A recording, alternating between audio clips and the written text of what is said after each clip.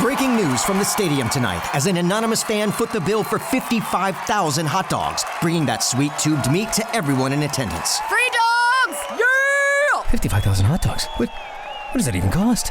While the identity of this Frankfurter philanthropist remains anonymous, their all-beefy generosity will go down in history. The new Mega Millions. More to win means more to give. How you spend it is up to you. Yeah! For game odds and details, visit sceducationlottery.com. It is Ryan Seacrest here. There was a recent social media trend which consisted of flying on a plane with no music, no movies, no entertainment. But a better trend would be going to ChumbaCasino.com. It's like having a mini social casino in your pocket. Chumba Casino has over 100 online casino-style games, all absolutely free. It's the most fun you can have online and on a plane. So grab your free welcome bonus now at ChumbaCasino.com. Sponsored by Chumba Casino. No purchase necessary. VGW Group. Void where prohibited by law. 21 plus. Terms and conditions apply. Okay, picture this if you can. It's June 12th, 2025. We're at the Wilshire Federal Building in Los Angeles. Right. And right in the middle of a federal press conference, you see a U.S. senator being physically removed, shoved down, handcuffed by federal agents. It's quite a scene. Yeah, absolutely extraordinary. Seeing a sitting senator treated like that publicly with officials and press right there watching, it's just, well, startling. Exactly. And that really striking image, that's the heart of our deep dive today. We're looking into this intense clash. It involves Senator Alex Padilla, the Department of Homeland Security, federal agents. And it's all playing out with this background of heightened immigration enforcement and some really big questions about federal power being asked right there in L.A. We've got sources here, and they paint, frankly, two very different pictures of what actually went down. Very different. And they definitely connect the single incident to these much larger, ongoing political fights, legal battles, too. Right. So our goal here is to kind of unpack all of that. We want to understand the incident itself, obviously, look at the immediate reactions, which, as you said, are wildly different. Yeah. And then sort of connect the dots, right? Link this moment to those broader tensions over immigration, over federal authority that the source material really brings to the surface. Okay, so let's start by setting that scene. Los Angeles, June 12th, the Wilshire Federal Building. Right. You've got DHS Secretary Kristi Noem. She's holding a press conference. The topic, an update on recent federal immigration enforcement, ICE operations specifically. And those operations, the sources tell us, had already caused protests in the city, so tensions were kind of high already. Definitely seems that way. And Senator Alex Padilla, he's also in the building at the same time. Yeah, but not initially for the press conference, right? The sources say he was actually there for a totally separate, previously scheduled meeting. That's right, with other federal officials, including, interestingly, General Gregory Guillot, who heads U.S. Northern Command. Which is significant, given Northcom's role in domestic security. So that meeting itself might tie into the whole federal deployment issue simmering in L.A. Good point. But Padilla also decides to go into Secretary Noem's press conference. And this is where, his background really matters. The sources make a point of highlighting this. Yeah, he's the top Democrat on the Senate Judiciary's Immigration Subcommittee. Right. And he's the son of Mexican immigrants. He's been a very outspoken critic of the administration's immigration tactics, especially the escalated enforcement. He has. He's on record condemning earlier ICE raids, accusing the administration of things like terrorizing communities, breaking apart families, even putting citizens in harm's way. Strong words. Very strong. So when he goes to this press conference, according to his side of the story and these sources, it wasn't just like a random impulse. No, he says his office had been trying to get answers from DHS about these specific LA operations, about the National Guard being sent in, the Marines too. And they weren't getting much back.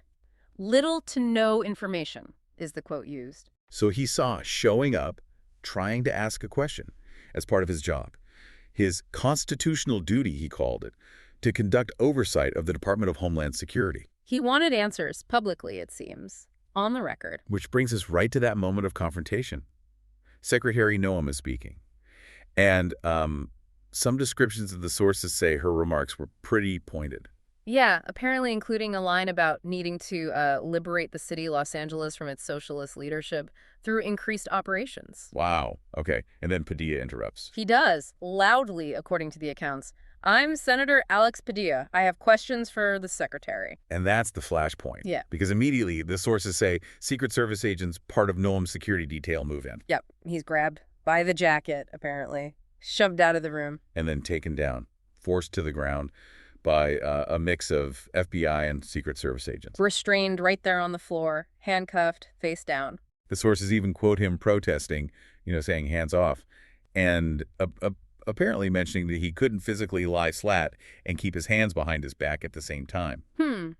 And there's that detail, too, about an FBI agent reportedly blocking a staffer's phone camera, telling them to stop recording. Yeah, just a really intense, chaotic scene described there. And right after it happens, you get these two completely conflicting narratives emerging. Almost instantly. Padilla himself, he was released pretty quickly. No formal arrest, no charges filed. And he holds his own press conference not long after. Visibly emotional, the reports say. And his story is consistent. He was there peacefully just trying to ask a question in his official capacity. Right. And then was almost immediately forcibly removed, forced to the ground, and handcuffed.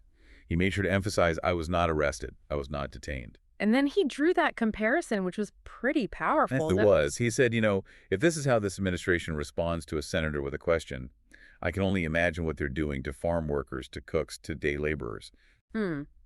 Urging people to keep protesting peacefully, vowing to hold the administration accountable. Okay, but then, the administration's take. Totally different. Coming from DHS, the FBI, the White House. Yeah, Tricia McLaughlin from DHS basically called it disrespectful political theater. Right.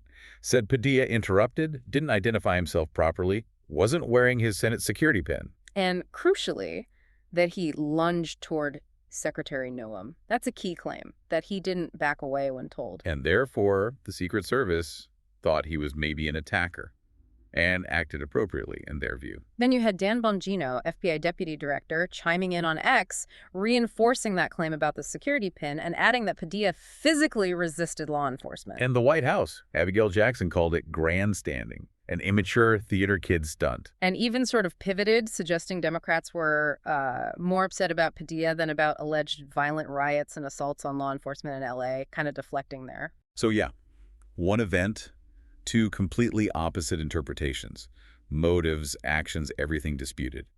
And predictably, this ignited a huge political reaction. Oh, absolutely. You saw Democrats condemning it almost immediately and very broadly. California Governor Gavin Newsom, for instance, tweeted it was absolutely abhorrent and outrageous, called on Republican leaders to condemn it too. And he added that warning, didn't he? If they can handcuff a U.S. senator for asking a question, imagine what they will do to you. Yeah. Powerful stuff. Los Angeles Mayor Karen Bass also spoke out strongly. Questioning how federal agents could possibly not recognize one of California's own senators. Right. And she also noted Padilla as the state's first Latino senator, adding another layer. And she pushed back hard on Noam, calling L.A. a war zone. You had lots of others weighing in, too. Schumer, Schiff demanding answers. Booker, Warren expressing strong support for Padilla. And Representative Maxwell Frost reportedly even called for subpoenaing Kristi Noem over it. So really strong reactions on that side.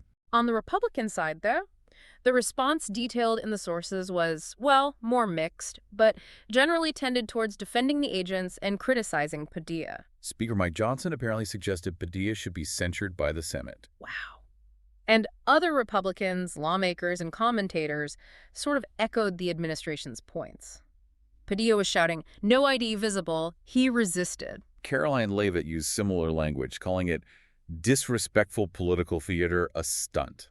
So you really see the partisan lines drawn immediately and sharply over this incident. And it's so important for us looking at this and for you listening to remember, we're just laying out these different viewpoints as they're presented in the source material. Exactly. We're not taking a side here.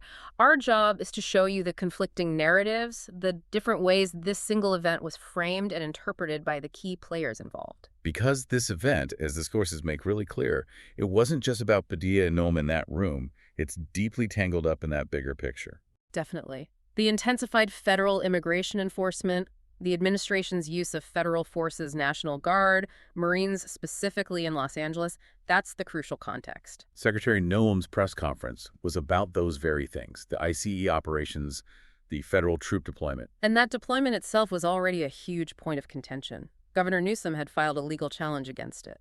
Right, and the arguments from critics like Newsom, Padilla, and others, as laid out in the sources, are pretty stark. They call it unprecedented overreach, a manufactured crisis. Language like terrorizing communities. Accusations that it's an attack on our constitutional order, maybe an attempt to test the limits of presidential power, to circumvent due process. Really fundamental questions being raised. And Padilla, given his role on that Senate Judiciary Immigration Subcommittee, is right in the thick of these debates. His history shows that. The sources mention him pushing for investigations into past IC raids, condemning policies like family detention. And what I found really telling was the mention of his opposition to even the attempt to invoke the Alien Enemies Act of 1798. Right, that's a really old, kind of obscure law. Exactly. It allows the president to deport non-citizens from countries the U.S. is hostile towards. Bringing that up shows just how deep the historical and legal tensions run here. It's not just about current policy fights. So when you step back and look at this whole incident through the lens of these sources, what's the main takeaway? What does it really highlight? Well, it's clearly an extraordinary event. You just don't see this happen. And it really underscores the severe escalation in tensions. Yeah, between the administration and its critics, particularly over immigration policy and maybe more broadly, the use of federal power. You have the administration framing it one way, a necessary response, they'd say, to a senator behaving improperly, maybe even posing a threat. And then you have the Democrats' view, as reflected in the sources. This is an alarming affront to democracy, a worrying sign maybe of authoritarian tendencies. Just completely different interpretations of the same few minutes of interaction. And the immediate impact, noted right there in the material, was these intensified calls for congressional oversight. And the sense that this is definitely going to pour more fuel on the fire of those ongoing legal and political fights about federal power, military deployment domestically, immigration enforcement, all of it. So wrapping it up, you've got this dramatic physical removal of a U.S. senator. You have these starkly contrasting stories about what happened and why. And it all fits into these larger, really contentious battles over immigration, federal authority, and the relationship between different levels of government. The source material kind of leaves us hanging with this thought, which is worth considering. The full implications of this event on the upcoming political landscape and the national discourse on civil liberties remain to be fully seen. Yeah, and that's really the question to ponder, isn't it? What does an incident like this, described in such opposing ways by the parties involved, actually suggest about the state of play between, say, Congress and the executive branch, or federal and state authorities? And maybe even more fundamentally, how do you think about that balance? The balance between security, order, and individual civil liberties, especially when political tensions are running this high? Definitely a lot to mull over, based on what we've seen in these sources today. Having a life scholarship and being able to afford to go to college made me feel inspired to go. When I got a life scholarship, it was such a relief. I knew that I wanted to have an impact.